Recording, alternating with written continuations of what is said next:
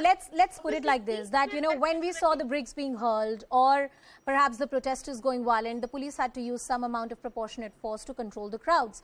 But how does one justify the BJP cadres being stopped at different places, stopped from boarding trains, highways being dug up? Aren't these extrajudicial, undemocratic ways of stopping a protest, a demonstration that a political party wants to do? You may not like it, but the Constitution allows it. We allow all sorts of protests. That is why BJP is on the road today as well. Yesterday, CPIM was also on the road. And the question that why we dig up the highway, you know, where that barricade was placed, that 8-meter barricade, that is just 2 kilometers away from the West Bengal Secretariat, which is the administrative headquarters. If we tomorrow say, as Trinamool Congress, as a national party, that we will gheraw the parliament, will BJP not do the same? Did they not do the same in Singhu and Tikri borders? Did they forget what they did for the farmers? So it's very rich coming from BJP giving all those dialogues. But bottom line, what the people of Bengal and what the people of this country saw was what is the actual political ideology of BJP is. Violence and destruction. From 2002, Godhra to Delhi to Muzaffarnagar to Calcutta, they have done is create a chaos and ruckus. Their only USP is nuisance value. But Riju, one more point. Please talk about this as well. I'll give you time to respond.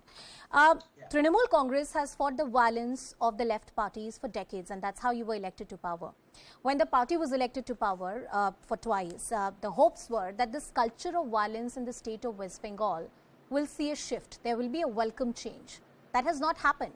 You might blame the BJP, rightly so, they are your political opponents, but the larger responsibility of stopping such kind of violence is with the elected government of the day. Correct. Now, I'll give you a very pointed answer, and that is shifting a little bit from the debate. You talk about violence in Bengal. Is there any violence in the hills? Is there any violence or Maoist activities in Jhargram or Jungle Mahal area? No. No, madam, there is none.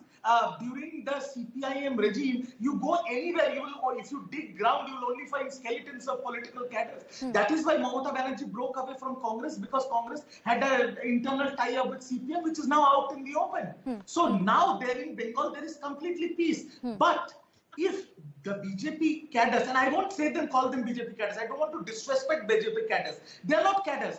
They are hoodlums who are paid money and imported by trains booked by the Riju, I think we've spent enormous time talking about the violence. I also want to talk about political accountability.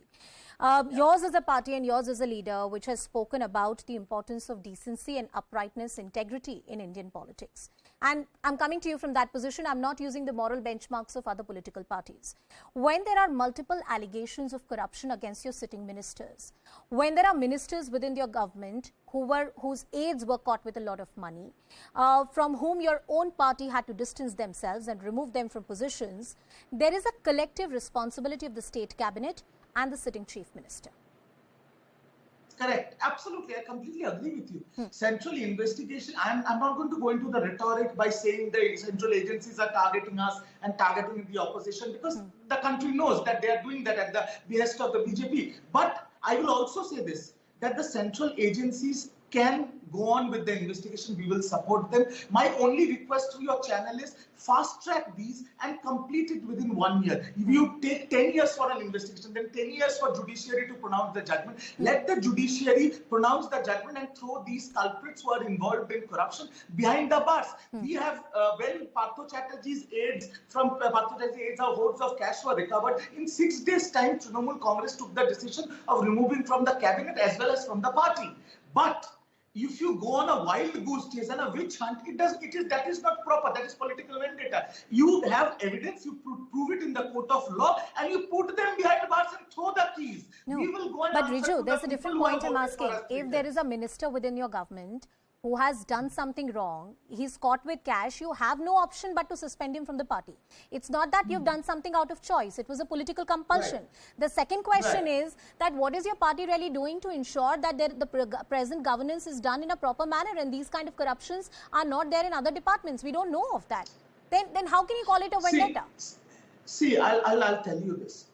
if a party is there in power for 12, 13, 14 years, there's a huge incumbency against the party. And the party from time to time, every political party has to reinvent themselves, has to reintrospect themselves, and we are doing it on a daily basis. There have been some charges of corruption against our sitting leaders and ex-ministers that was under the radar of the central agencies. And after that, we have reinvented our party and we are reintrospecting our party. And I will tell you this, with all assurity, I will tell you this, we will go to the people of Bengal who has voted to us in power 3 times in a row, and we will say to them, yes, we are not 100% all right. We are not perfect. We have made, some of our people have made mistakes. We are rectifying us, and you trust us because it is us in which Bengal trusts. I want to ask Anirban and Mr. Arun Anand that is that something that TMC will be able to do, which is to battle this crisis of perception? They do have a year on ground, Mr. Arun Anand, that they do have a year on ground, and that's why perhaps they took action against Partho Chatterjee. I mean, they had no other option. But there are multiple allegations, multiple investigations which are presently underway against various sitting chief ministers, including Abhishek Banerjee. How do you see that entire political perception crisis really playing out for TMC? Mr. Anand. I don't think they will be able to handle this perception. I think their image has already taken a dent, which cannot be, repaired. The action which they have taken on Partho Chatterjee, so it's basically kind of a damage control. And everybody knows that, at the ground level, what is the situation in terms of corruption. And there has been, the state machinery has appeared to be very biased. There have been observations by the judiciary. And then we have seen the kind of violence which happened after the assembly elections, and there have been, it's a failure on the multiple fronts just by being But why do you think they won't be aggressive. able to? Why do you think they won't be able to battle this perception? Because if the results of the last elections were to go by, that didn't find much resonance with people. It's fair to say that. Trinamool has got a very strong cadre base in West Bengal, no doubt about it. Yeah. But it's the same ecosystem which they have carried forward, in which you offer the largest and you build up a cadre base. It's a party without an ideology. So a party without an ideology, beyond the point, it's a one-person party, Mamata Banerjee's party. So such parties. So the template is very simple. Yes, I'll come to you, Riju. The image takes once the image takes a dent, they cannot take it off. And until and unless, one last point, until and unless you change the ground level situation in terms of improving the governance, how can you improve the perception? Because people know what governance is. They Riju, are you a party without ideology because you've not been able to prove any kind of governance? And BJP, I mean, you can criticize them on a lot of things, but they do have a clear ideological mandate that they're pursuing. Our ideology is Ma Mati Manush, and that's what we believe in, and that is why in 2016 there was Naroda scam. You remember Naroda and Sharada scam? You saw a result then. 2021, the biggest political face of the country and of the world's largest political party, Narendra Modi ji did 50 shows. The Home Minister said, "Ab ki baar 200 par." You saw the result, and I'm telling you this again. Yes, we may not be perfect, but we are trying. We work for the people more than anybody else, and there is no alternative to Mamata Banerjee in Bengal. People trust her. But is it a one-person party? You need a larger organization. That's what we were criticizing the BJP of.